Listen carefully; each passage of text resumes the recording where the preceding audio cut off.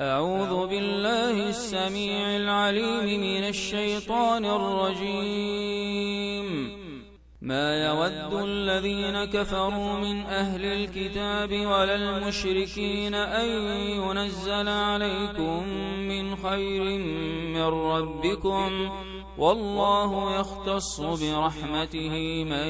يشاء، والله ذو الفضل العظيم. زين للذين كفروا الحياة الدنيا ويسخرون من الذين آمنوا، والذين اتقوا فوقهم يوم القيامة، والله يرزق من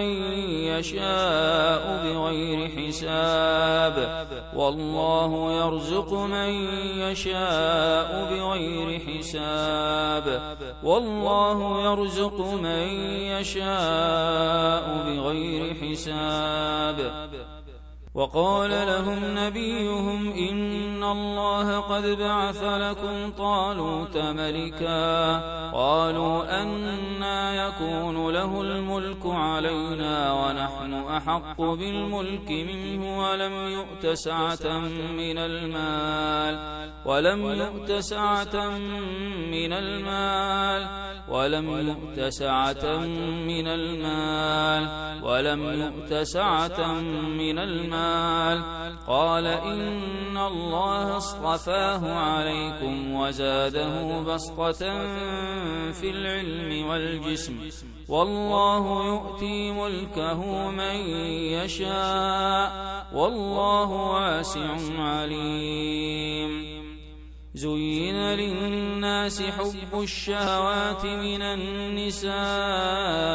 والبنين والقناطير المقنطرة من الذهب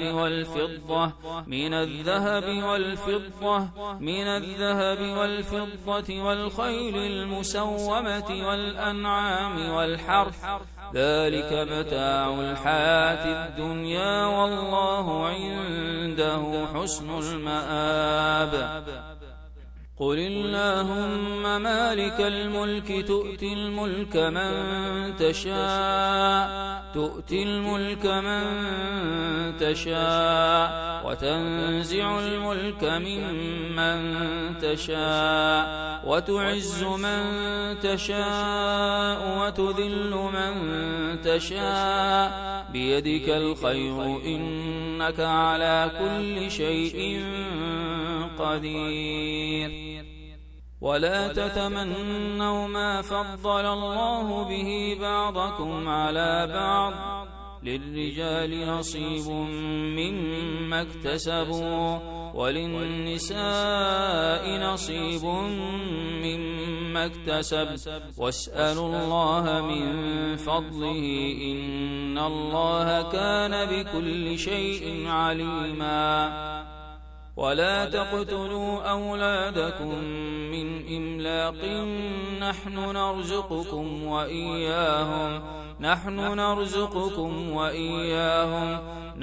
نرزقكم وإياهم. ومن الأنعام حمولة وفرشا، كلوا مما رزقكم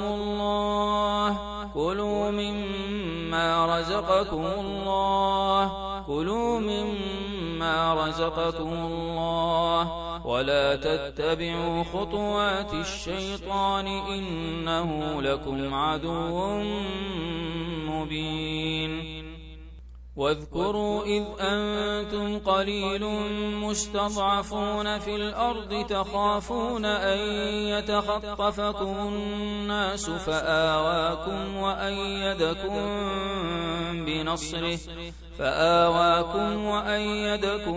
بنصره ورزقكم من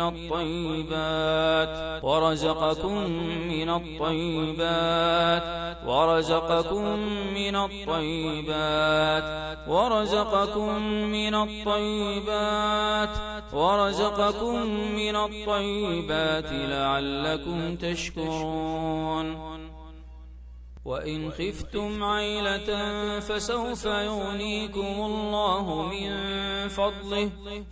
يغنيكم الله من فضله فسوف يغنيكم الله فسوف يغنيكم الله فسوف يغنيكم الله من فضله فسوف يغنيكم الله فسوف يغنيكم الله من فضله إن شاء إن الله عليم حكيم وما نقموا إلا أن أغناهم الله وما نقموا إلا أن أغناهم الله ورسوله من فضله وما نقموا إلا أن أغناهم الله ورسوله من فضله فإن يتوبوا يك خيرا لهم وإن يتولوا يعذبهم الله عذابا أليما في الدنيا والآخرة وما لهم في الأرض من ولي ولا نصير وهو الذي سخر البحر لتأكلوا منه لحما طريا وتستخرجوا منه حلية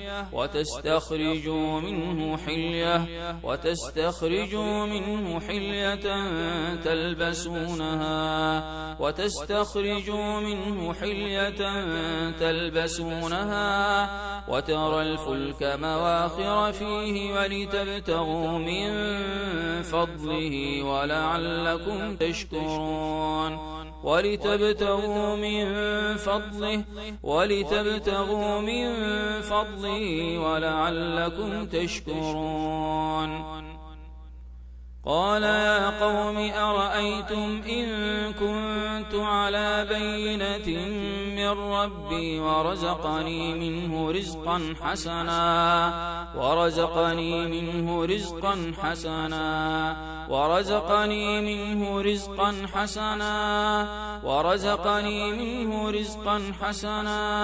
وما أريد أن أخالفكم إلى ما أنهاكم عنه إن أريد إلا الإصلاح ما استطعت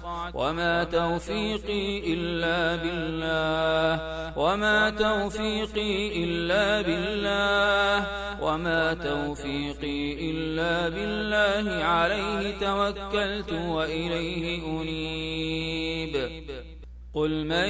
يرزقكم من السماء والأرض قل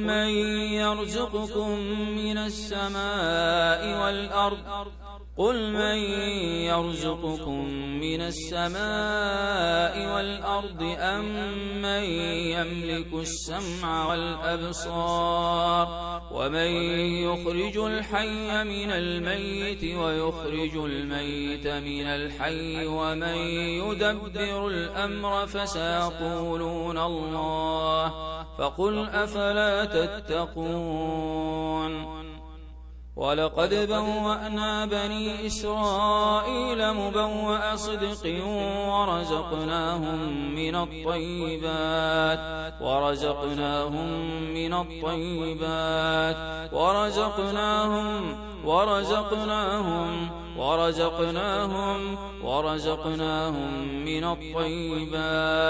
ورزقناهم من الطيبات فما اختلفوا حتى جاءهم العلم إن ربك يقضي بينهم يوم القيامة فيما كانوا فيه يختلفون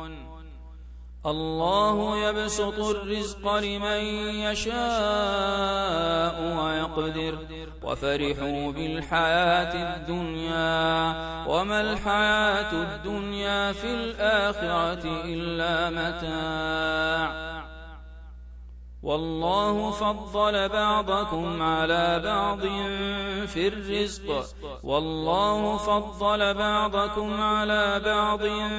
الرزق والله فضل بعضكم على بعض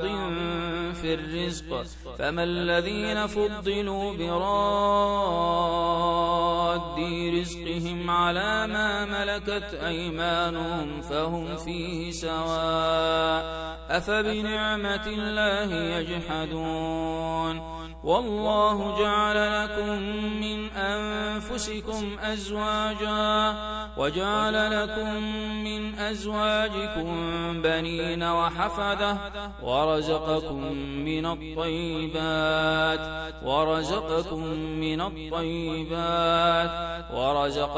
من الطيبات أفبالباطل يؤمنون وبنعمة الله هم يكفرون. ضرب الله مثلا عبدا مملوكا لا يقدر على شيء ومن رزقناه منا رزقا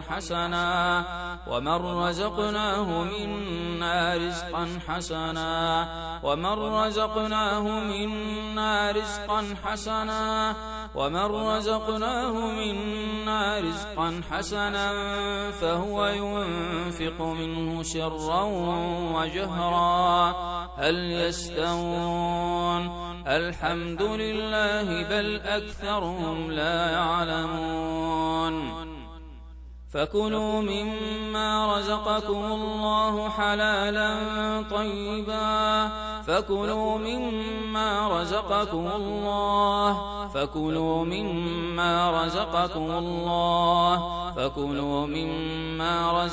الله حلالا طيبا واشكروا نعمة الله إن كنتم إياه تعبدون. ولا تجعل يدك مغلولة إلى عنقك ولا تبسطها كل البسط فتقعد ملوما محسورا. إن ربك يبسط الرزق لمن يشاء ويقدر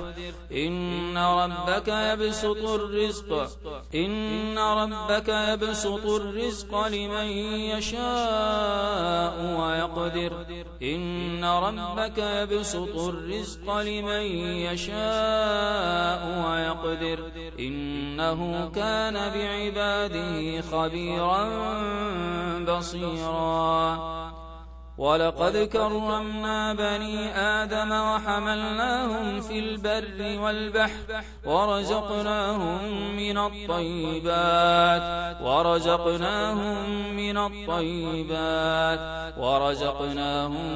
الطيبات وفضلناهم على كثير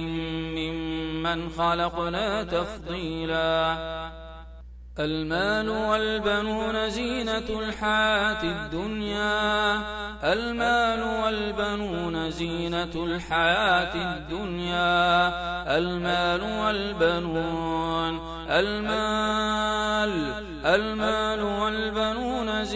الحياة الدنيا والباقيات الصالحات خير عند ربك ثوابا وخير أملا. وأمر أهلك بالصلاة واصطبر عليها لا نسألك رزقا نحن نرزقك والعاقبة للتقوى.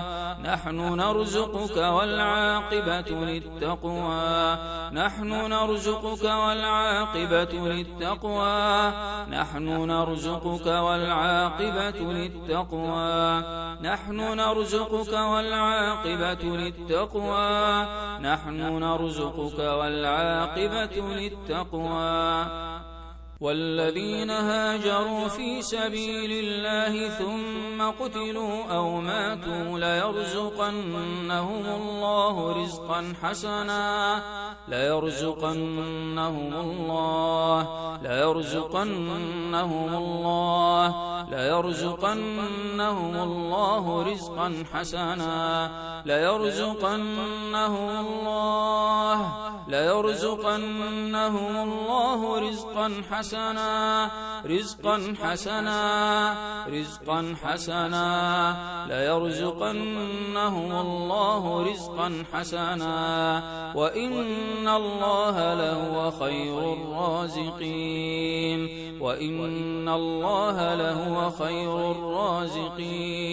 وإن الله لهو خير الرازقين. رجال لا تلهيهم تجارة ولا بيع عن ذكر الله. رجال لا تلهيهم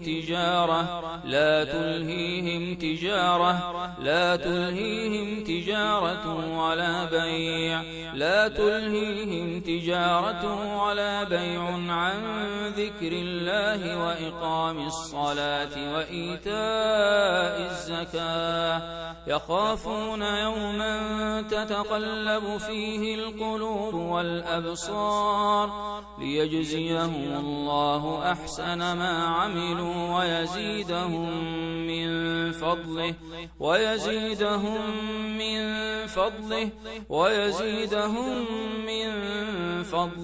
والله يرزق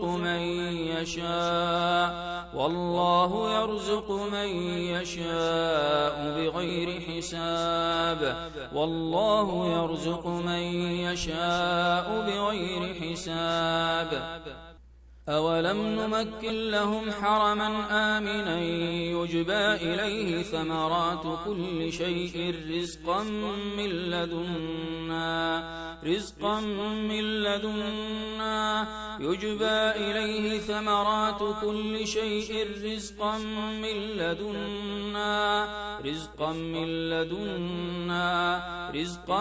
من لدنا ولكن أكثرهم لا يعلمون. إن قارون كان من قوم موسى فبغى عليهم وآتيناه من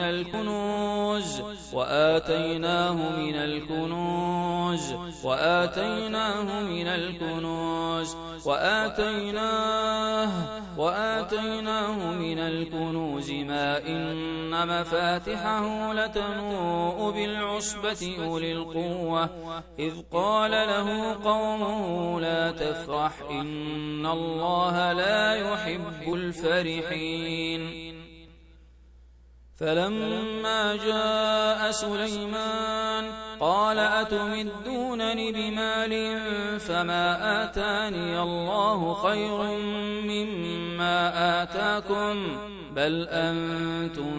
بهديتكم تفرحون. قال هذا من فضل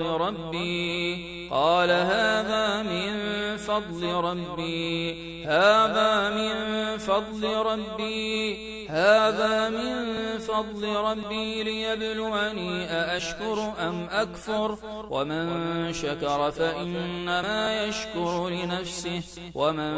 كفر فإن ربي غني كريم. أمن يبدأ الخلق ثم يعيده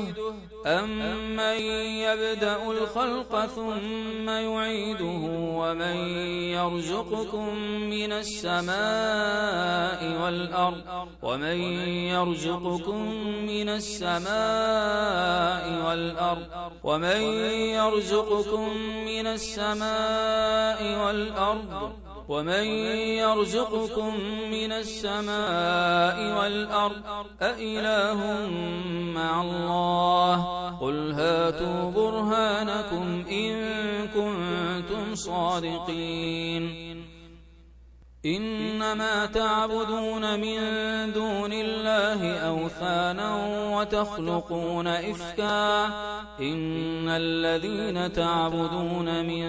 دون الله لا يملكون لكم رزقا فابتغوا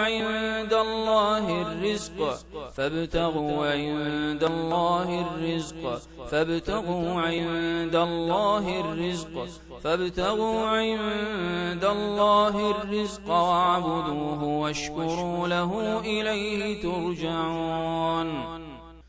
الله يبسط الرزق لمن يشاء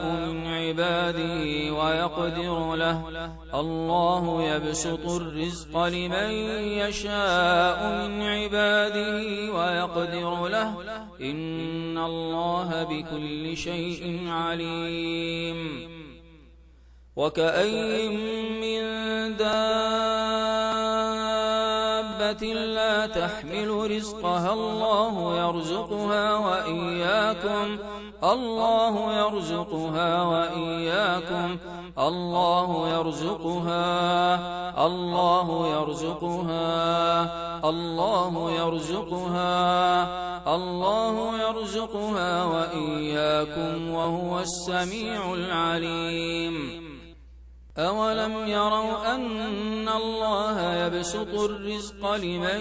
يشاء ويقدر أولم يروا أن الله يبسط الرزق لمن يشاء ويقدر إن في ذلك لآيات لقوم يؤمنون. قل من يرزقكم من السماوات والأرض قل من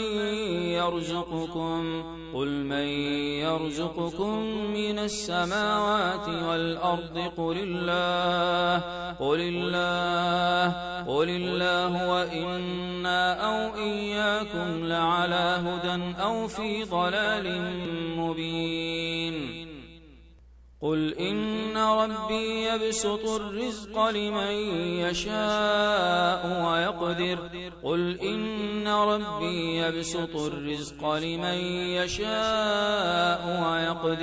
ولكن أكثر الناس لا يعلمون.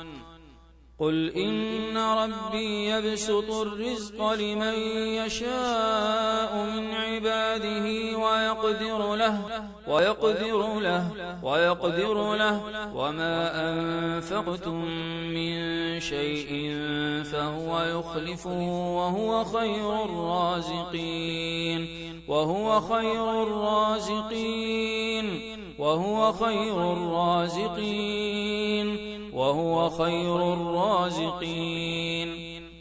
ومن يقنت منكن لله ورسوله وتعمل صالحا نؤتها أجرها مرتين وأعتدنا لها رزقا كريما.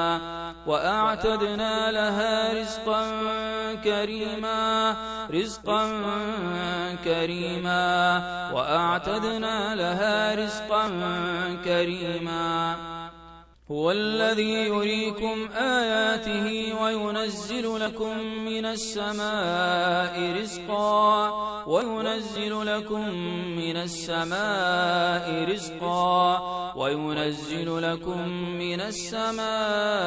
رزقا وما يتذكر إلا من ينيب.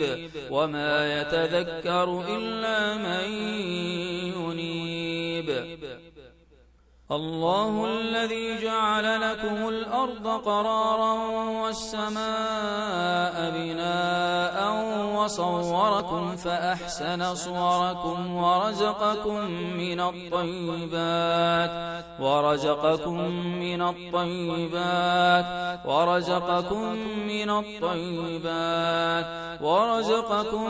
الطيبات ذلكم الله ربكم فتبارك الله رب العالمين. يا أيها الناس اذكروا نعمة الله عليكم هل من خالق غير الله يرزقكم من السماء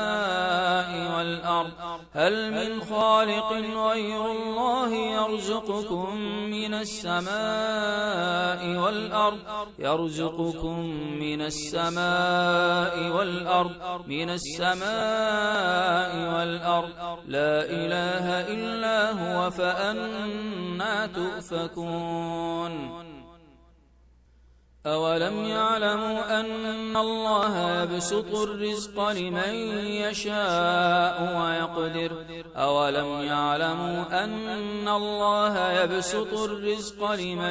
يشاء ويقدر إن في ذلك لآيات لقوم يؤمنون. له مقاليد السماوات والأرض له مقاليد السماوات والأرض له مقاليد السماوات والأرض يبسط الرزق لمن يشاء ويقدر يبسط الرزق لمن يشاء ويقدر إنه بكل شيء عليم الله لطيف بعباده يرزق من يشاء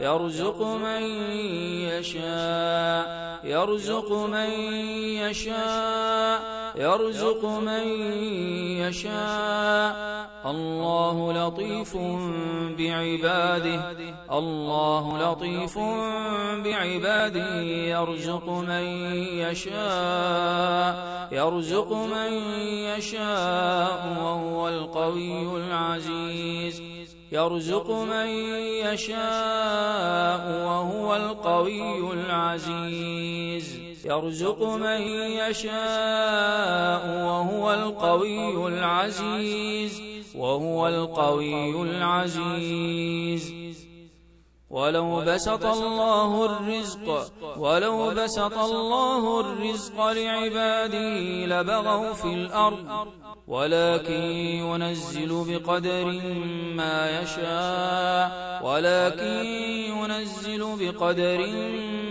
يشاء إنه بعباده خبير بصير ولقد آتينا بني إسرائيل الكتاب والحكم والنبوة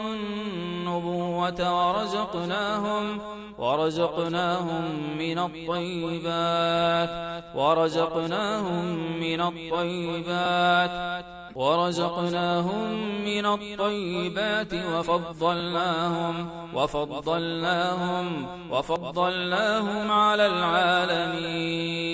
وفضلناهم على العالمين وفي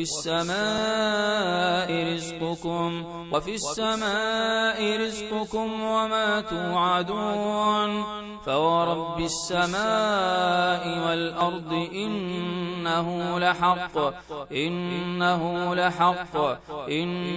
لحق مثل ما أنكم تنطقون ومن يتق الله يجعل له مخرجا ويرزقه من حيث لا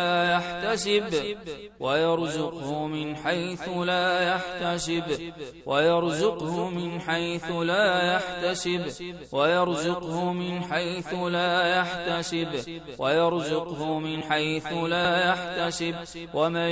يتوكل على الله فهو حسبه إن الله بالغ أمره قد جعل الله لكل شيء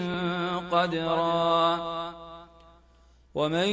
يؤمن بالله ويعمل صالحا يدخله جنات تجري من تحتها الأنهار خالدين فيها أبدا قد أحسن الله له رزقا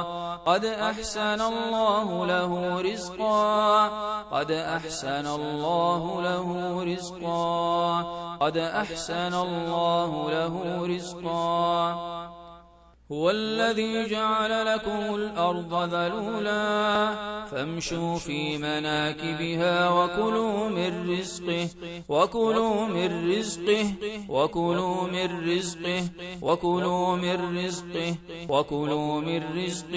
وإليه النشور أمن هذا الذي يرزقكم إن أمسك رزقه بل لجوا في عتو ونفور أمن هذا الذي يرزقكم إن أمسك رزقه بل لجوا في عتو ونفور ذلك بأن الله لم يك مغيرا نعمة أنعمها على قوم لم يك مغيرا نعمة أنعمها على قوم لم يك مغيرا نعمة أنعمها على قوم حتى يغيروا ما بأنفسهم وأن الله سميع عليم وما بكم من نعمة فمن الله وما بكم من نعمة فمن الله وما بكم من نعمة فمن الله ثم إذا مسكم الضر فإليه تجأرون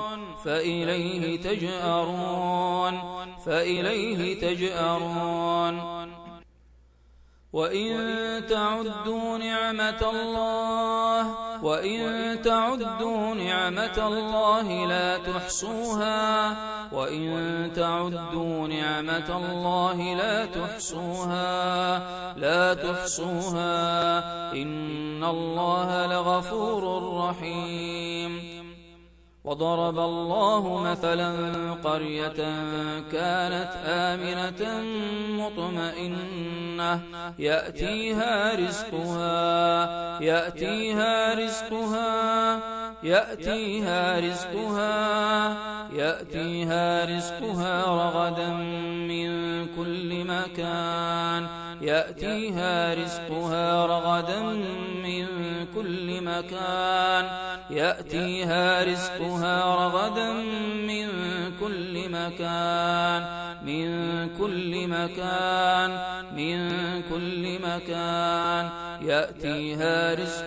رغدا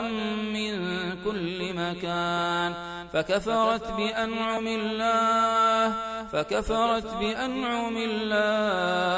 فكفرت بأنعم الله فأذاقها الله لباس الجوع والخوف بما كانوا يصنعون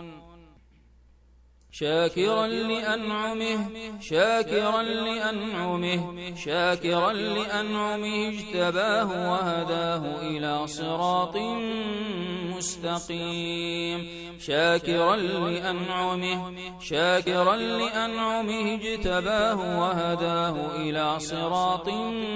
مستقيم وآتاكم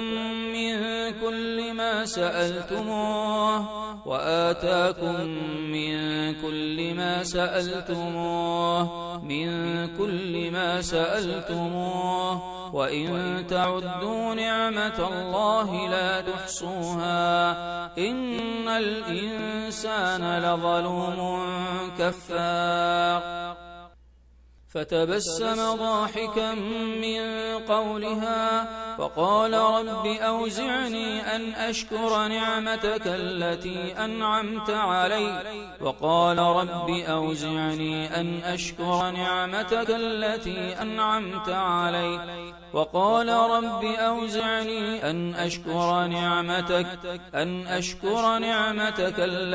أنعمت علي وعلى والدي وأن أعمل صالحا ترضاه وأدخلني برحمتك في عبادك الصالحين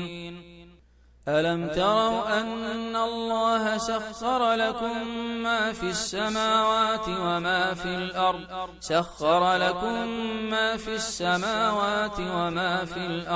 ألم تروا أن الله سخر لكم ما في السماوات وما في الأرض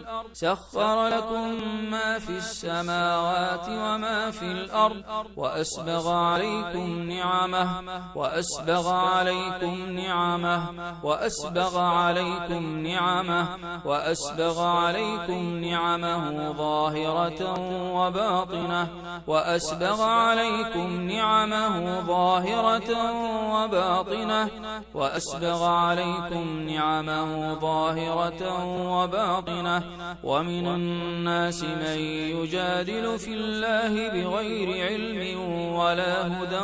ولا كتاب منير إن هو إلا عبد أنعمنا عليه إن هو إلا عبد أنعمنا عليه أنعمنا عليه أنعمنا عليه أنعمنا عليه وجعلناه مثلا لبني إسرائيل كم تركوا من جنات وعيون كم تركوا من جنات وعيون كم تركوا من جنات وعيون وزروع ومقام كريم وزروع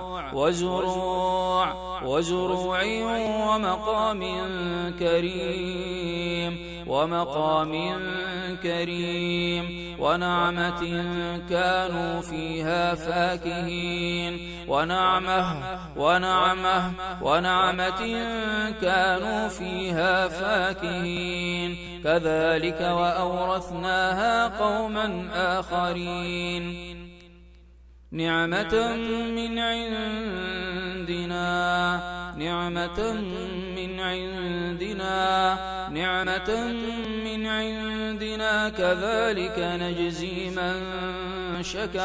كذلك نجزي من شكر نعمة من عندنا كذلك نجزي من شكر فأما الإنسان إذا ما ابتلاه ربه فأكرمه ونعمه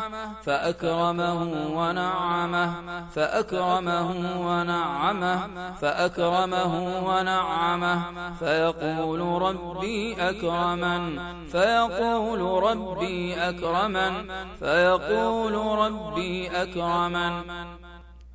بسم الله الرحمن الرحيم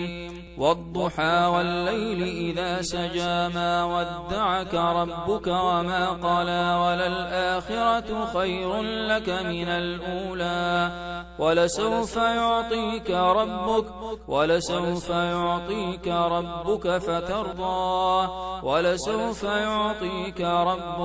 ولسوف يعطيك ربك فترضى ولسوف يعطيك ربك فترضى ألم يجدك يتيما فآوى ووجدك ضالا فهدى ووجدك عائلا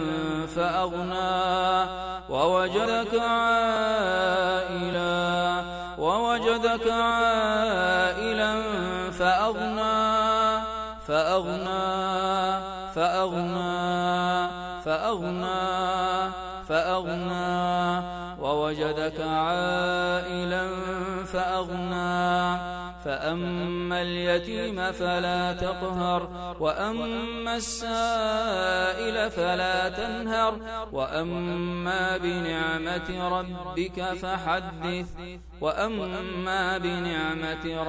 فحدث مرج البحرين يلتقيان بينهما برزخ لا يبغيان فبأي آلاء ربكما تكذبان يخرج منهما اللؤلؤ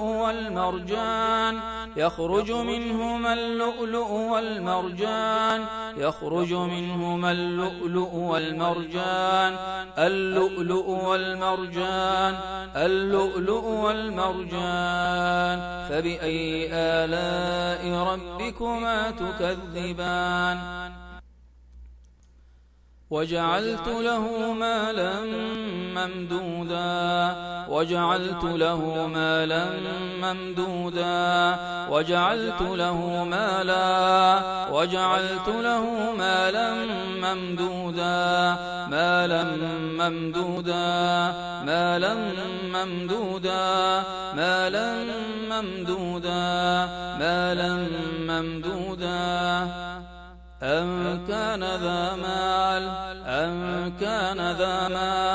أن كان ذا مال وبنين أن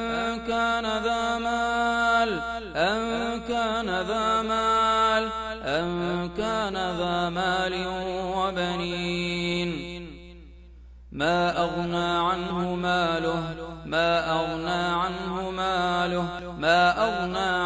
ماله وما كسب ما أغنى عنه ماله وما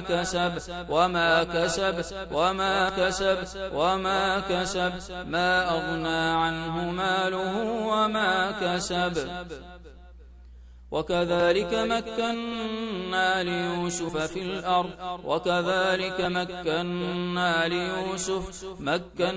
ليوسف في الأرض يتبوأ منها حيث يشاء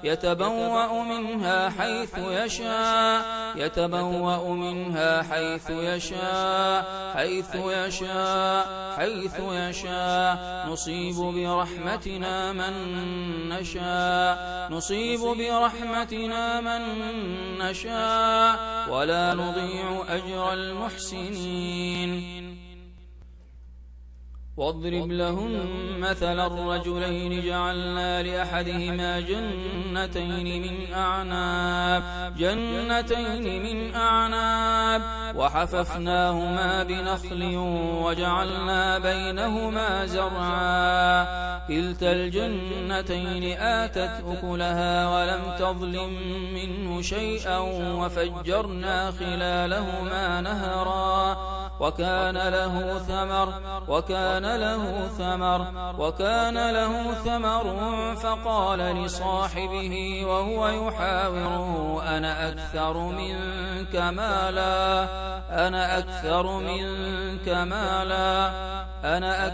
منك مالا وأعز نفرا. ودخل جنته وهو ظالم لنفسه قال ما أظن أن تبيد هذه أبدا وما أظن الساعة قائمة ولئن رددت إلى ربي لأجدن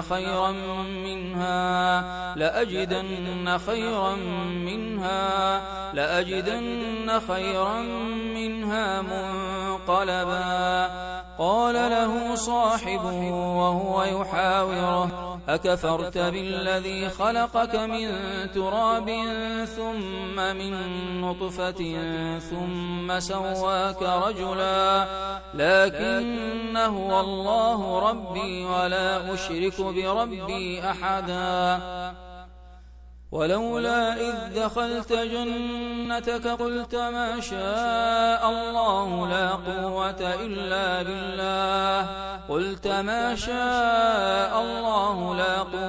إلا بالله إن ترني أنا أقل منك مالا وولدا فعسى ربي أن يؤتيني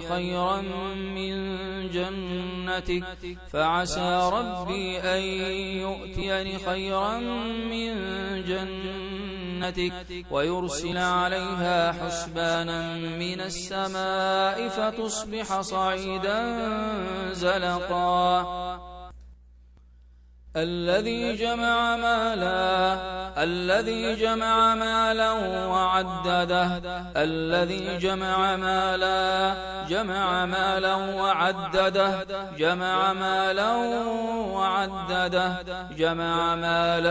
وعدده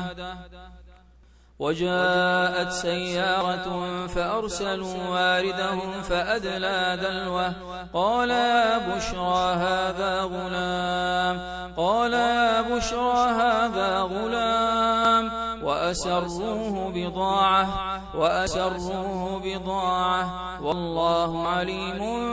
بما يعملون. وشروه بثمن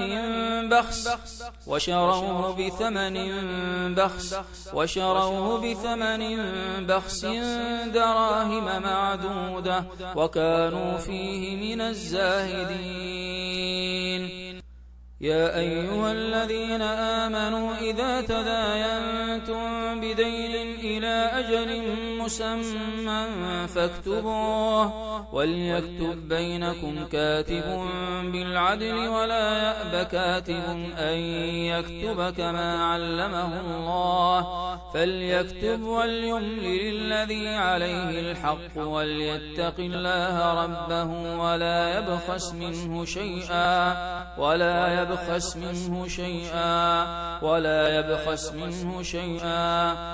فإن كان الذي عليه الحق سفيها أو ضعيفا أو لا يستطيع أن يمل فليملل وليه بالعدل واستشهدوا شهيدين من رجالكم فإن لم يكونا رجلين فرجل وامرأتان ممن ترضون من الشهداء أن تضل إحداهما فتذكر إحداهما الأخرى ولا يأبى الشهداء إذا ما دعوا ولا تسأموا أن تكتبوه صغيرا أو كبيرا إلى أجله ذلكم أقسط عند الله وأقوم للشهادة وأدنى ألا ترتابوا إلا أن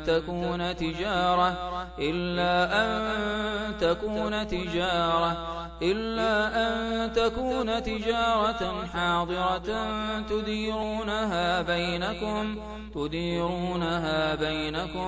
تديرونها بينكم فليس عليكم جناح ألا تكتبوها وأشهدوا إذا تبايعتم ولا يضار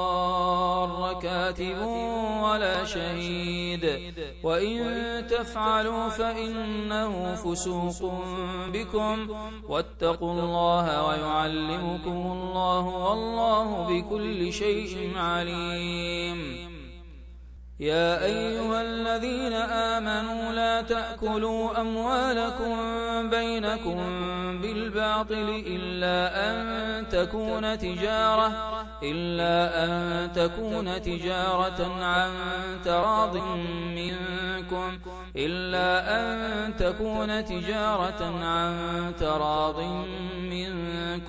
عن تراض منكم ولا تقتلوا أنفسكم إن الله كان بكم رحيما قل إن كان آباؤكم وأبناؤكم وإخوانكم وأزواجكم وعشيرتكم وأموال اقترفتموها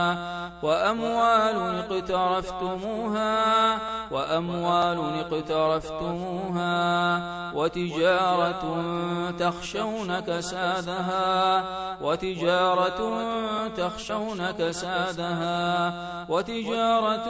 تخشون كسادها ومساكن ترضونها أحب إليكم من الله ورسوله وجهاد في سبيله فتربصوا حتى يأتي الله بأمره والله لا يهدي القوم الفاسقين إن الذين يتلون كتاب الله وأقاموا الصلاة وأنفقوا مما رزقناهم سرا وعلانية يرجون تجارة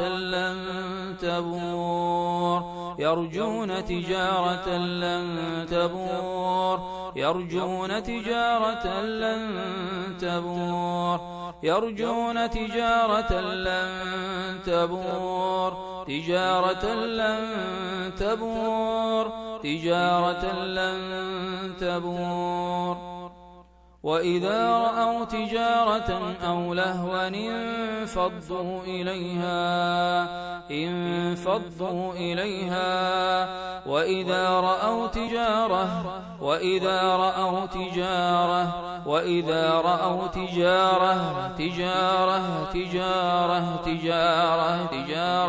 وإذا رأوا تجارة أو لهوا انفضوا إليها وتركوك قائما قل ما عند الله خير من اللهو ومن التجارة قل ما عند الله خير من اللهو ومن التجارة والله خير الرازقين والله خير الرازقين والله خير الرازقين